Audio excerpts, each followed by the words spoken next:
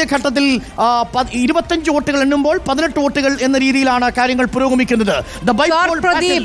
പ്രദീപ് 30 വോട്ടുകൾക്ക് മുന്നിൽ 3-ൽ നിന്ന് 30-ലേക്ക് ചേലക്കരയിൽ 3-ൽ നിന്ന് 30-ലേക്ക് പ്രദീപ്. നോക്കൂ, ജാർഖണ്ഡിൽ ഇന്ത്യ മുന്നണി 3, NDA 6.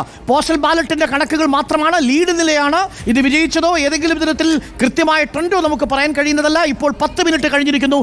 8 മണി കഴിഞ്ഞ് 10 മിനിറ്റ് ആയിരിക്കുന്നു. 8 മണി കഴിഞ്ഞ് 10 മിനിറ്റ് മുന്നിൽ 49 വോട്ടിന് മുന്നിൽ വീണ്ടും 49 വോട്ടുകൾ ക്രമാനുഗതമായി. നോക്കൂ, ചേലക്കരയിലെ ചേലോടുകൂടിയുള്ള ലീഡാണ്. അതെ, ചേലക്കരയിൽ പ്രദീപിന്റെ ലീഡ് 3-ൽ നിന്ന് 30-ലേക്ക്, 30-ൽ നിന്ന് 49-ലേക്ക്. ഉയരട്ടെ 3-ൽ നിന്ന് 39, 39-ൽ നിന്ന് 49 ഉയരുകയാണ് ചേലക്കരയിൽ ഇടതുപക്ഷത്തിന്റെ ലീഡ്. പാലക്കാട് താമരത്തണ്ട് വിരിയുന്നു. പാലക്കാട് താമരമുകുളം വിരിയുന്നു. പാലക്കാട് കഴിഞ്ഞോട്ടെ, താമരത്തണ്ട് വിരിയില്ല, മുകളെ വിരിയുള്ളൂ. അതെ, താമരത്തണ്ടിലെ മുകളമാണ്.